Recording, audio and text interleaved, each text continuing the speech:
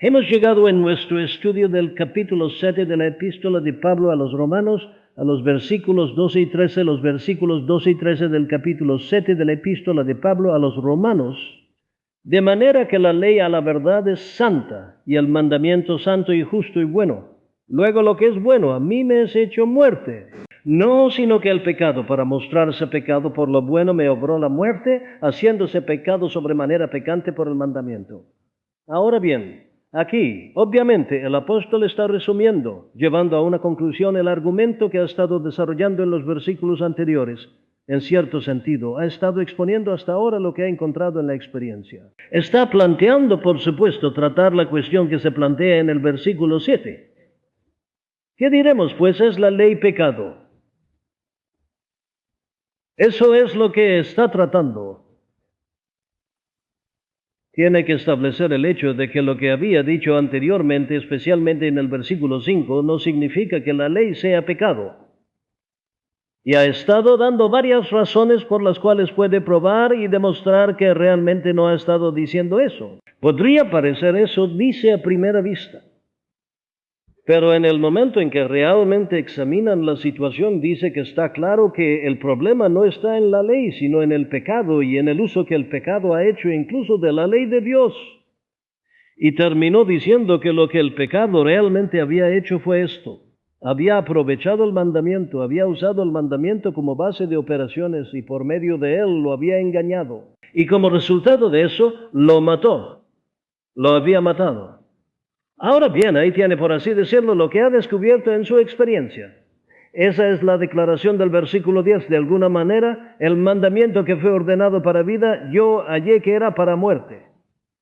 Ese fue su resumen preliminar, por así decirlo. Eso fue lo que sucedió. Vean ustedes, porque en el momento en que vino el mandamiento, el pecado revivió y yo morí. Muy bien, dice, el mandamiento que fue ordenado para vida fue hallado por mí para muerte. Entonces el versículo 11 explica cómo lo hizo mediante este engaño. Así que ahora bien, dice, ahí está el caso. Déjenme resumirlo para ustedes. Déjenme llevarlo a su clímax, por así decirlo. Y aquí está, por tanto, a la luz de todo lo que he estado diciendo. La ley misma es santa y el mandamiento santo, justo y bueno.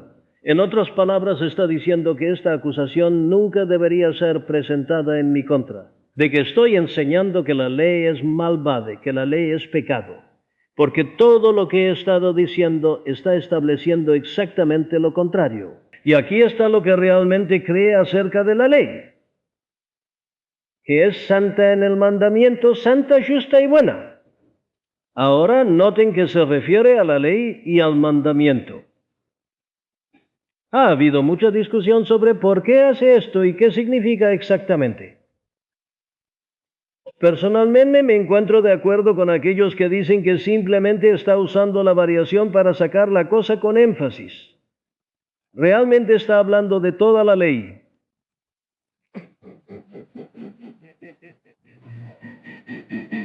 El mandamiento puede significar muy bien el 10º mandamiento en particular, el mandamiento que dice no codiciarás.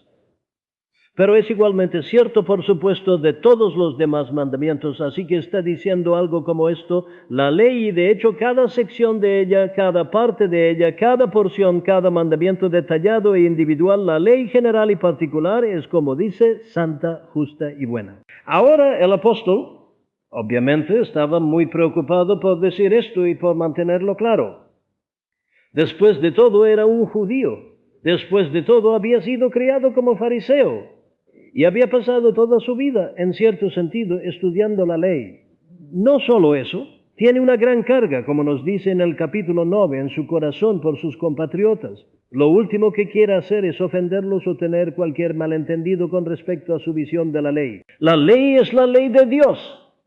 Y por lo tanto es importante que haga perfectamente claro qué piensa realmente acerca de la ley.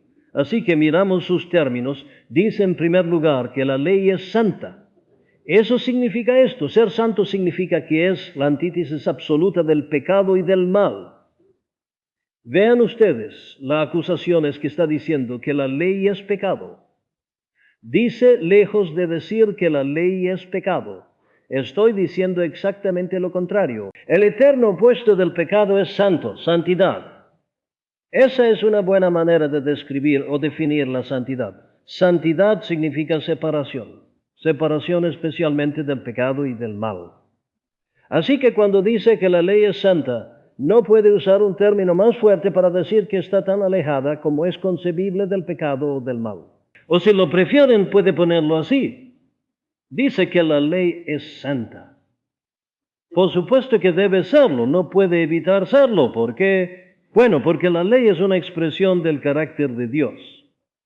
Esa es la función de la ley, darnos una revelación de Dios y de su ser y de su carácter, a fin de que aprendamos lo que tenemos que ser y llegar a ser para tener comunión con Dios.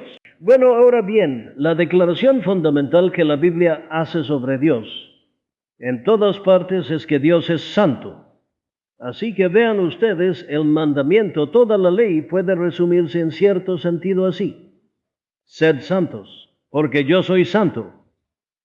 La ley es una especie de transcripción del carácter de Dios. Es una expresión perfecta de su deseo y de su voluntad. La ley, por lo tanto, es santa en el sentido de que no solo nos revela el carácter de Dios y lo que nuestro carácter debería ser, por lo tanto, sino que nos llama a eso. Ahí está su primer término. Y un término muy importante es para nosotros recordarlo. Luego dice en segundo lugar que la ley también es justa. Y aquí nuevamente hay algo a lo que deberíamos prestar atención. Porque como hemos visto en nuestro examen detallado de esta sección, el pecado en su engaño siempre trata de persuadirnos de que las demandas de la ley son injustas, de que son desleales, de que son imposibles. Eso vimos el viernes pasado, fue una de las formas en que el engaño del pecado se manifiesta. Pero Pablo dice, no estoy diciendo eso. Nunca he dicho eso. La ley misma es absolutamente justa. Es justa en lo que nos demanda. Es correcto hacer esa demanda de nosotros. No hace demandas injustas de ninguna clase. No hay nada injusto para los hombres en los 10 mandamientos. Todo es justo, todo es correcto, todo es perfectamente equitativo. De modo que este argumento especioso que se presenta no puede resistir el examen ni por un momento. La ley de Dios en todas sus demandas es esencialmente justa y absolutamente equitativa. No solo eso es justa en otro sentido, es perfectamente justa y justificada en el pronunciamiento y la sentencia que pasa sobre todo pecado o transgresión de sí misma o sobre todo fracaso en honrarla y guardarla. Ningún hombre en el tribunal final del juicio podrá decir que se le hizo alguna demanda injusta o que la ley es de alguna manera injusta al castigarlo. La ley ha sido dada. Es perfectamente clara y evidente. Nos ha dicho qué sucederá si no obedecemos, así que si no obedecemos, no debemos quejarnos ni protestar cuando la ley exige su penalidad. Bueno, vean ustedes eso a la perfección, por supuesto, con Adán y Eva. Se les dio la ley, se les dijo exactamente qué les sucedería si la rompían. Y luego cuando la rompieron y pecaron y se rebelaron contra Dios, no tenían ningún derecho a quejarse cuando fueron expulsados del jardín. Se les había dicho que eso sucedería, así que la ley es perfectamente justa cuando exige su penalidad. No es una penalidad injusta, es estrictamente justa y recta. Y eso nos lleva al tercer término, que es el término bueno. Es santa, es justa, es buena. Lo que significa por bueno es que en todos sus propósitos, en todos sus objetos y de hecho en todos sus efectos es algo que es bueno. La ley es buena para los hombres porque, entre otras cosas, como ha estado argumentando, nos muestra qué es el pecado. No solo hace eso, nos muestra lo que deberíamos ser, cómo deberíamos vivir, cómo deberíamos conducir y comportarnos. Todo eso es muy bueno para nosotros. De hecho, es por la ley de Dios supremamente que un hombre puede aprender lo que es bueno para él, lo que es mejor para él. No hay vida mejor que una vida vivida en conformidad con la ley de Dios. Cualquiera que viviera tal vida estaría viviendo la mejor clase o tipo de vida concebible. Nuestro Señor vivió tal vida, y es por eso que encontrarán muy a menudo en los salmos que el salmista alaba la ley de Dios. ¿Es bueno para él? Dice que sabe más que sus maestros debido a la ley de Dios. Es por medio de la ley de Dios que tiene entendimiento y perspicacia. Es por conocer y aprender e intentar guardar la ley de Dios que ha tenido la mayor felicidad y el mayor gozo en su vida. Ahora el Salmo 110 es un gran salmo en cierto sentido solo sobre ese tema, sobre la bondad de la ley de Dios en sí misma. Así que el apóstol está perfectamente justificado al decir que la ley y cada mandamiento individual es completamente bueno.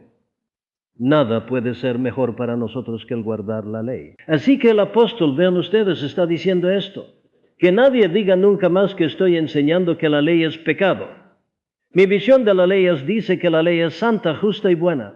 Es perfecta. La ley de Jehová es perfecta que convierte el alma. Como leen en el Salmo 19, allí está. Pero aún así, vean ustedes, no ha terminado del todo con su problema. Así que continúa en el versículo 13 para ponerlo. Hay un problema subsidiario. ¿Fue pues lo que es bueno causa de muerte para mí? Noten cuán implacable es el hombre en su oposición a Dios y a su ley y a sus caminos. A menudo nos encontramos con esto, ¿no es así? Al tratar las dificultades de la gente, han respondido a la pregunta aparentemente de manera plena y satisfactoria. Ellos dicen, sí, pero aún hay algo. La fertilidad de la mente y la imaginación humanas en crear dificultades es casi interminable. Es bastante asombroso, pero el apóstol es paciente y está dispuesto a tomarlas una por una. Dice, fue pues lo que es bueno. Acaban de decir que la ley es santa, justa y buena. Quieren decir, por lo tanto, que lo que es bueno fue hecho muerte para mí. La pregunta, vean ustedes, surge de esta manera. Ha estado enfatizando que la ley lo mató cuando vino el mandamiento. El pecado revivió y yo morí. Y nuevamente en el versículo 11, el pecado tomando ocasión por el mandamiento, me engañó y por él me mató. La ley me ha matado. Ahora el objetor entonces se presenta y dice, muy bien, entonces estaré de acuerdo en que han establecido más allá de cualquier duda que la ley no es pecado, la ley no es malvada. Se lo concedo, pero vean ustedes, acaban de decir otra cosa ahora que crea una gran dificultad en mi mente. Dicen ahora que la ley los mató. Quieren decir entonces que lo que es santo, justo y bueno los ha matado. ¿Cómo puede lo que es bueno matarlos?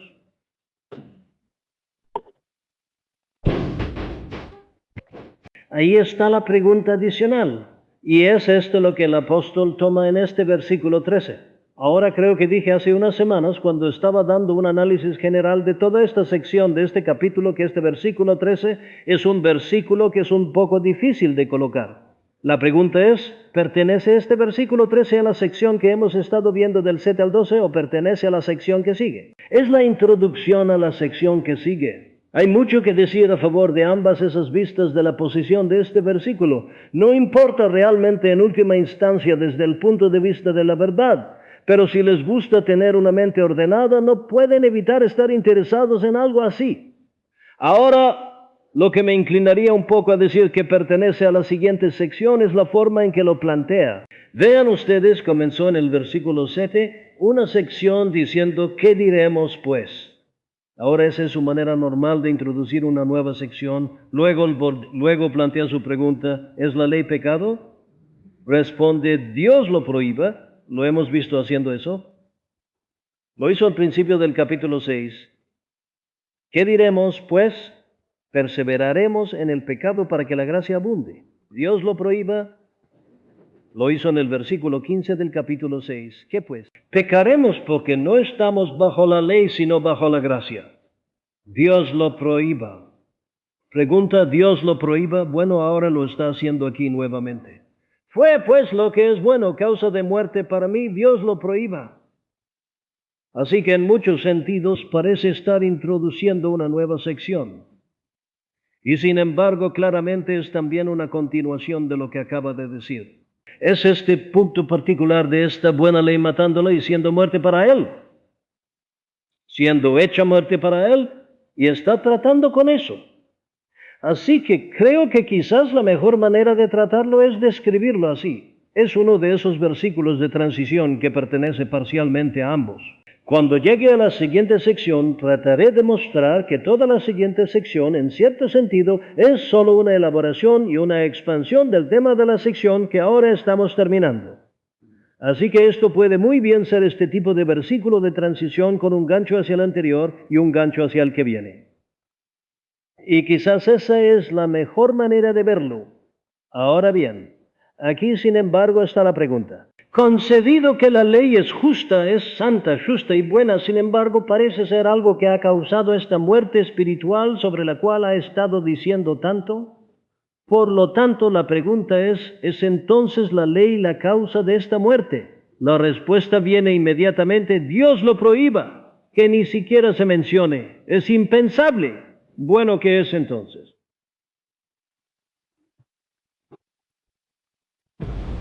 ¿Qué ha estado diciendo? Bueno, ahora da la respuesta en una declaración más extraordinaria, y es extraordinaria y difícil por una sola razón: que el apóstol dejó fuera el verbo. Vean ustedes, hace ese tipo de cosas.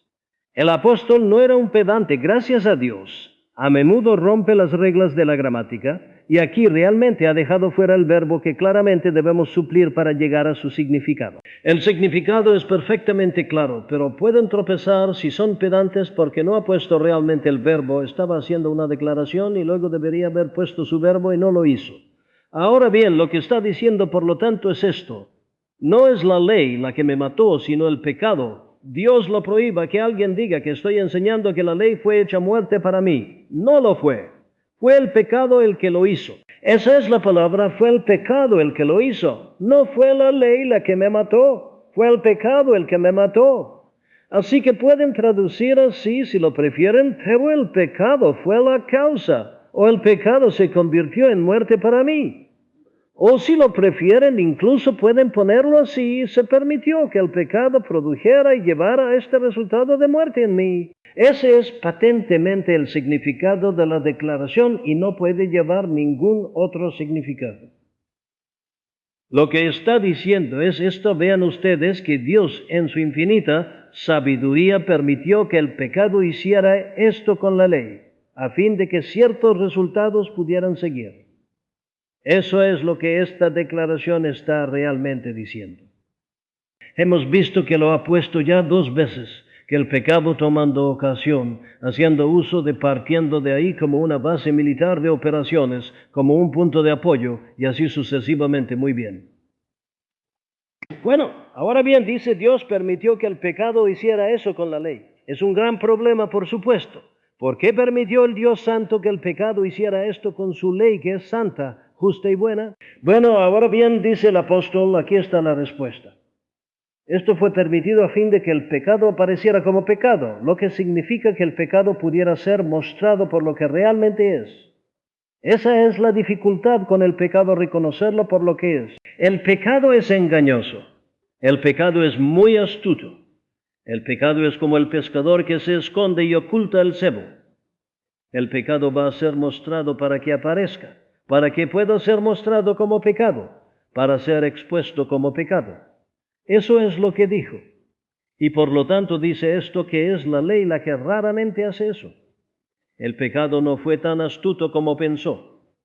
Esa es la cosa que sale en la Biblia en todas partes sobre el diablo. El diablo es muy astuto y es muy sutil, pero no tan astuto como piensa que es. Vean ustedes, cuando el diablo trajo a través de los hombres la muerte y la crucifixión del Señor Jesucristo, pensó que estaba sacando su obra maestra final.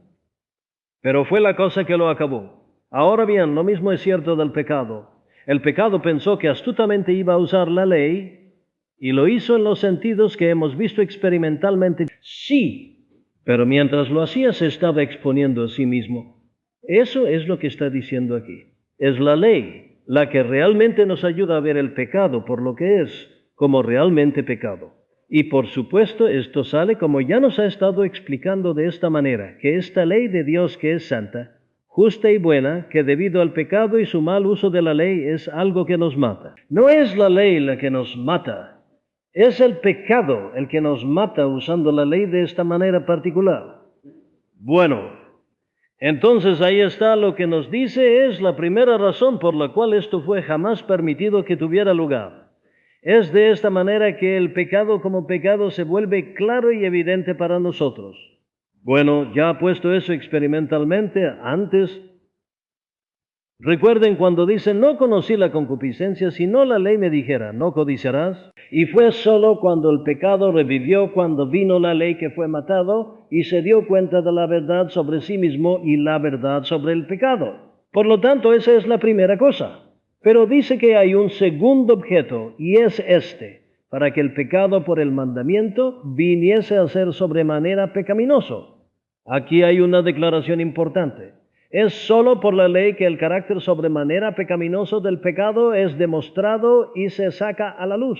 En otras palabras, el apóstol está preocupado por mostrar no sólo el poder del pecado, sino la malignidad del pecado. Esta es la cosa. Vean ustedes que la gente es tan lenta en aprender. Esta es la cosa que todos nosotros por naturaleza no sabemos nada en absoluto. La gente hoy siempre están gritando sobre esta doctrina bíblica del pecado. La odian. Y algunos predicadores populares astutos siempre están ridiculizando el pecado en términos de psicología. Eso es solo la medida de su extrema y total ceguera. No hay nada que sea tan cierto del pecado como su sobremanera pecaminosidad, del pecado tanto como justo aquí, que puede incluso manejar y usar esta ley santa, justa y buena de Dios y por medio de ella matarnos. Puede torcerla, puede pervertirla, puede convertirla en un instrumento que se opone a nosotros. La ley santa de Dios que es para nuestro bien fue pues lo que es bueno causa de muerte para mí. No fue en sí misma, sino el pecado, en su manejo y abuso de ella y en su perversión de ella y en su uso engañoso de ella ha hecho que eso suceda.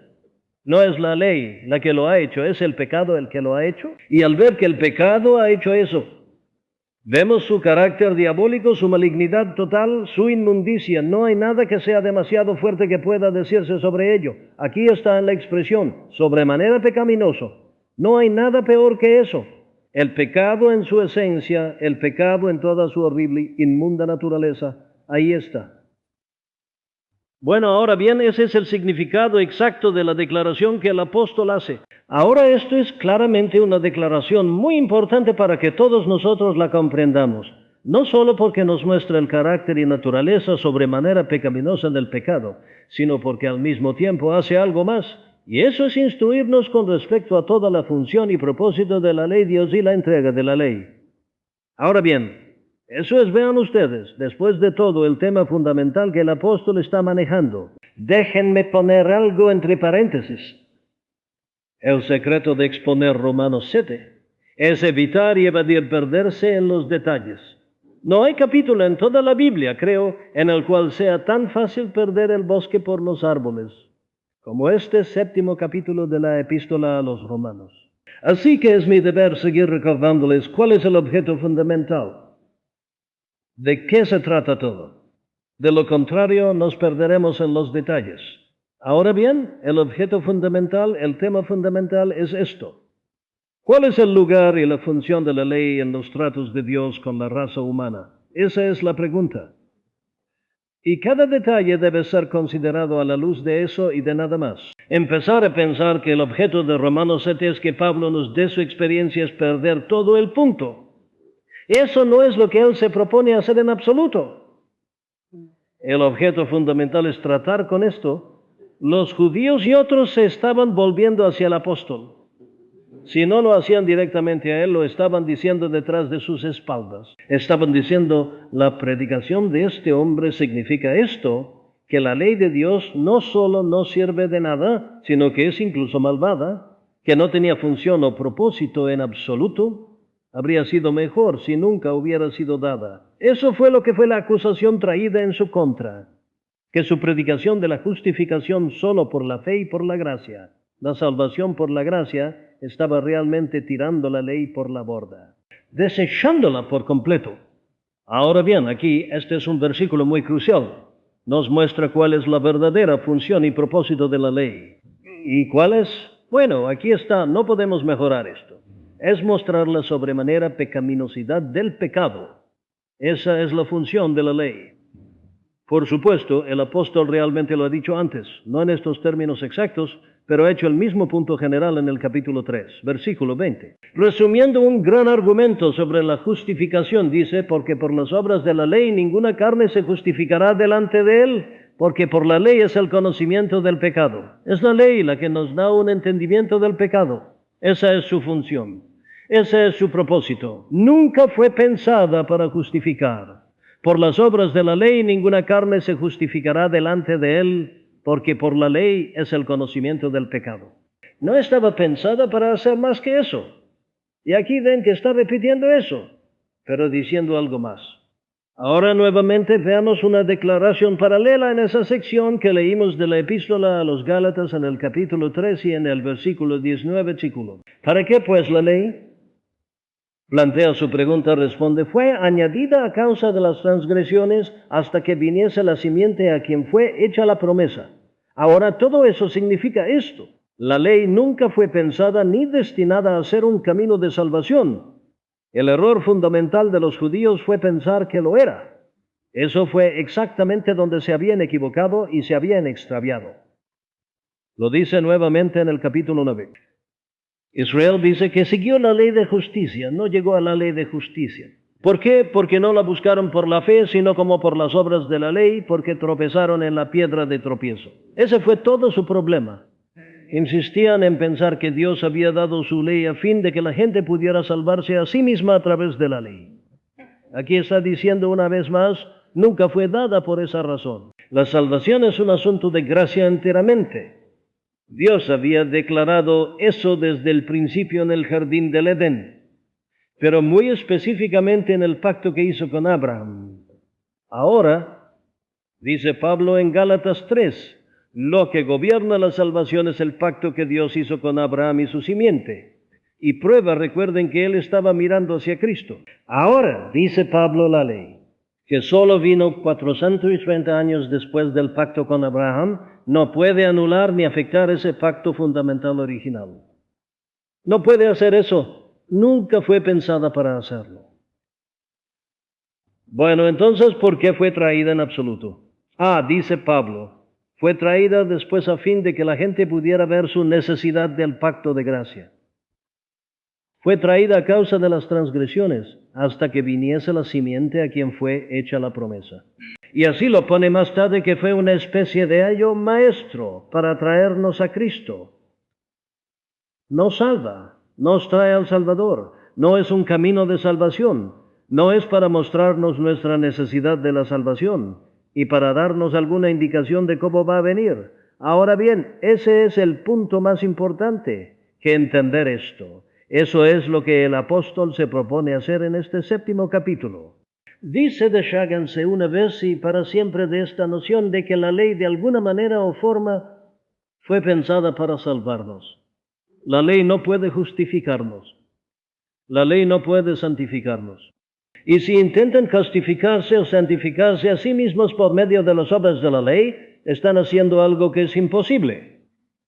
Aquí el énfasis particular está sobre la imposibilidad absoluta de ser jamás santificado por la ley. El pecado siendo lo que es en todo su poder y malignidad y sutileza y su sobremanera pecaminosidad. Y nosotros siendo débiles como somos debido a la caída y al pecado que está dentro de nosotros, la cosa es una imposibilidad absoluta. Y debemos deshacernos de ello una vez y para siempre.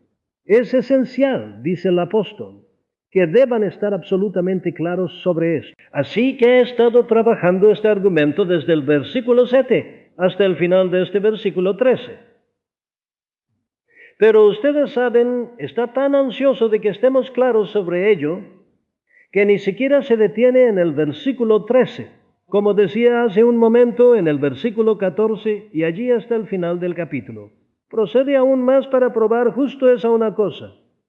Lo hará allí por una forma de análisis psicológico y espiritual. Pero es el mismo punto exactamente. Los versículos 14 al final son una elaboración de una cosa, que un hombre nunca puede llegar a ser santificado por las obras de la ley, o por cualquier intento de trabajar él mismo los mandamientos y los dictados de la ley.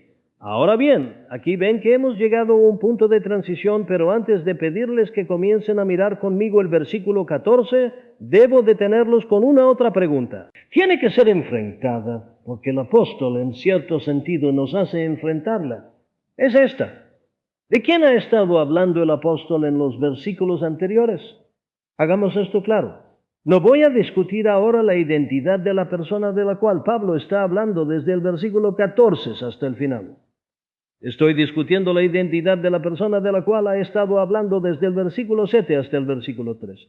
No, dice en el versículo 7, no conocí el pecado, si no la ley me dijera, no conocí la concupiscencia, excepto que la ley dijera, no codiciarás. Yo vivía sin la ley una vez, pero cuando vino el mandamiento que el pecado revivió y yo morí, el mandamiento que fue ordenado para vida yo hallé que era para muerte, y me mató. Y así sucesivamente. Ahora bien, la pregunta es, ¿de quién está hablando el apóstol? Ha habido aquellos que han dicho que el apóstol no está hablando de sí mismo en absoluto ahí, sino que ha estado personificando en su propia persona el estado y la condición de los judíos. Dicen que cuando dice yo vivía sin la ley una vez, está describiendo la condición de los judíos antes de que la ley fuera dada por Dios a través de Moisés a ellos. El mandamiento vino cuando Dios dio los 10 mandamientos y la ley moral. Bueno, no necesitamos quedarnos con eso. Hay muy pocos, si es que hay alguno, hoy que seguirían creyendo eso. Si el apóstol hubiera querido decir eso, ¿por qué no lo dijo? Habría sido mucho más fácil decirlo. No está claramente y patentemente hablando de sí mismo y de su propia experiencia, porque lo está poniendo en términos de concupiscencia. Es experiencia personal, algo que sucede a un individuo. Así que creo que podemos descartar eso. Pero aquí ahora bien surge la pregunta. ¿Qué etapa de su vida, qué etapa en su experiencia humana está describiendo el apóstol? Aquí nuevamente hay algunos que dicen que lo que el apóstol está diciendo es esto. Yo vivía sin la ley una vez, desde mi nacimiento hasta aproximadamente la edad de 12 años, por supuesto, no sabía nada de estas cosas en absoluto. Pero luego, a la edad de 12 años, como todo otro niño judío, comencé a ser instruido acerca de la ley, y en el momento en que me fue dada la enseñanza acerca de la ley, comencé a entender acerca del pecado y vi que era un pecador. Así que dicen que la primera declaración es sobre Pablo hasta que se convirtió en un adolescente y que luego está describiendo su experiencia como un adolescente. Pero yo rechazaría esto nuevamente por los cielos y por esta buena razón, que el trozo de autobiografía que el apóstol nos da en Filipenses 3 parece excluirlo completamente. Aquí dice en el versículo 6, cuanto al celo, persiguiendo la iglesia, cuanto a la justicia que es en la ley irreprensible. No cuando era un niño, no cuando era un infante, no hasta que se convirtió en un adolescente. No, sino hasta que se convirtió en cristiano, fue un fariseo típico y como todos los fariseos estaba muy complacido de sí mismo. Ya hemos interpretado el versículo 9. Yo vivía sin la ley una vez. Pensaba que iba bien. Estaba convencido de que estaba guardando la ley. Fue porque no había entendido acerca de la codicia. La redujo a un número de acciones y cosas particulares. Y por lo tanto pensaba que todo estaba bien. Esa fue su condición como fariseo. No muchos hasta la edad de 12 años, así que rechazamos esa interpretación. Luego hay aquellos que nos harían creer que se refiere aquí a su experiencia después de su conversión. Dicen que ningún hombre puede saber qué es realmente la ley hasta que es regenerado, hasta que es convertido. Pablo dice, el mandamiento vino, el pecado revivió, yo morí. Sí, vino en la conversión o subsiguiente a ella, y comenzó a entender la ley y luego pasó por esa experiencia. Pero nuevamente yo personalmente rechazaría eso por esta razón, que el apóstol Shirley en esta sección está describiendo la condición de un hombre que está bajo la ley. Aquí hay un hombre que es víctima de la ley, está bajo la ley. Todo lo que dice describe a un hombre en esa condición. Pero tengo un argumento más poderoso. Esta sección que hemos estado viendo, los versículos 7 al 13, es realmente una elaboración del versículo 5 que lee así, porque cuando estábamos en la carne, las pasiones de los pecados que eran por la ley obraban en nuestros miembros para dar fruto para muerte. Esa es la declaración primaria y todo lo que hemos estado viendo es una elaboración de eso. Fruto para muerte, ¿me mató? Sí, es un hombre bajo la ley y la ley está aprovechando, el pecado está aprovechando la ley a fin de matarlo. Está describiendo a un hombre que está en la carne y un hombre que está en la carne no es un cristiano. porque describe al cristiano así en el capítulo 8, versículo 9. Pero vosotros, dice, no estáis en la carne, sino en el Espíritu, si es que el Espíritu de Dios mora en vosotros. Y si alguno no tiene el Espíritu de Cristo, ese no es de él. Así que aquí tenemos a un hombre que está en la carne. Y si está en la carne, no está en el Espíritu. Y si no está en el Espíritu, no es un cristiano. Así que lo que está hablando aquí no es algo que haya sucedido subsiguiente a la conversión. Rechazamos eso también. Muy bien, nos queda esto. Debe haber sido antes de su conversión. Bueno, entonces surge la pregunta, ¿cuándo fue esto antes de su conversión? Porque nos ha dicho esto, está en la carne todavía y todos los efectos que describe son aquellos que suceden en un hombre en la carne. Pero también nos dice que ahora tiene un entendimiento espiritual de la ley. El mandamiento realmente ha venido a él con poder. Ve su carácter espiritual. Ha entendido el significado de no codiciarás. Ahora bien, tenemos que poner estas cosas juntas. ¿A qué equivale? Bueno, me parece que hay solo una solución adecuada, es esta. Aquí hay un hombre que está bajo convicción de pecado, pero aún no ha entendido la verdad acerca de la salvación en Jesucristo. Está profundamente convencido de pecado. Ha sido muerto. Está muerto. Se da cuenta no solo de que es culpable, sino de que es impotente y de que tiene pecado dentro de él. Pero no se da cuenta de nada más que eso. Ahora bien, el apóstol ha notado aquí, está describiendo algo que una vez fue cierto de él. Está mirando hacia atrás. No conocí el pecado si no la ley me dijera. No conocí la concupiscencia excepto que la ley dijera, no codiciarás.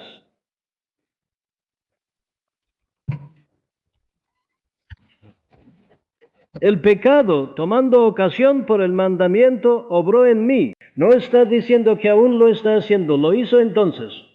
Todo está en el pasado. Yo vivía sin la ley una vez, pero cuando vino el mandamiento, el pecado revivió y yo morí. No está muriendo todavía. Sucedió. Está mirando hacia atrás. Todos están de acuerdo con eso. Está mirando hacia atrás a través de una experiencia pasada. ¿Cuándo sucedió esto? El apóstol no nos lo dice. ¿Les molesta que no les haya dicho? No deberían hacerlo. Si hubiera sido importante que nos dijera cuándo exactamente sucedió esto, lo habría hecho. Como les sigo recordando, el apóstol no está principalmente preocupado aquí por su propia experiencia o por sí mismo, simplemente está ilustrando este punto tremendo suyo. Nos está mostrando la posición de este hombre ahora despertado a la verdad acerca de la ley y ahí lo deja. No nos dice nada más sobre ello. ¿Cuándo fue esto? Bueno, lo que voy a decir ahora es, en cierto sentido, especulación. Solo estoy poniendo ideas ante ustedes. Nadie puede probar esto. Hay diferentes vistas. Nadie puede establecer ninguna de ellas. No podemos estar seguros. El apóstol no ha elegido contárnoslo. Y porque no ha elegido contárnoslo, no podemos estar seguros de la posición. Pero déjenme poner algunas ideas ante ustedes para su consideración. Sucedió esto a él antes de su experiencia en el camino a Damasco. ¿Cuál es exactamente el significado de esa frase? Recuerden en Hechos 9, en el versículo 5. Cuando nuestro Señor, hablando a Saulo de Tarso, allí en el camino a Damasco, dijo esto: es duro para ti dar cosas contra el aguijón. ¿Luchar contra el aguijón? Por supuesto, la respuesta sigue siendo que no lo sabemos. No lo sabemos.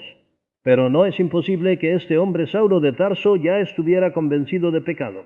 Ah, pero ustedes dicen, si eso fue así, ¿por qué bajó respirando amenazas y muerte contra el Señor Jesucristo y todos sus seguidores? Porque los hombres convencidos de pecado a menudo han hecho eso. En su miseria, su infelicidad y su justicia y autojusticia como fariseo seguiría haciéndolo odiar a esta criatura de todos. No es incompatible en absoluto. Punto interesante aquí desde el punto de vista experimental y práctico. Tómelo como una palabra de aliento. Si están preocupados por algún ser querido a quien les gustaría ver como cristiano y por quien están orando, a veces justo antes de que vayan a ser convertidos se vuelven más violentos contra ello.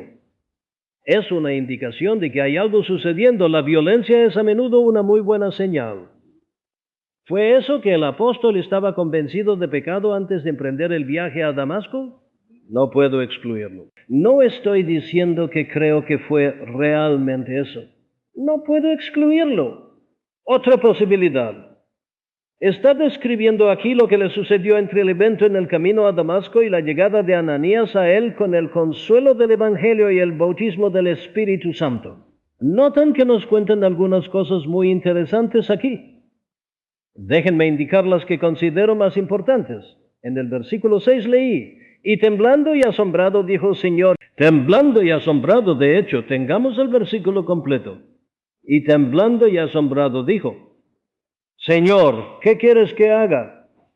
Y el Señor le dijo, levántate y entra en la ciudad, y allí se te dirá lo que debes hacer.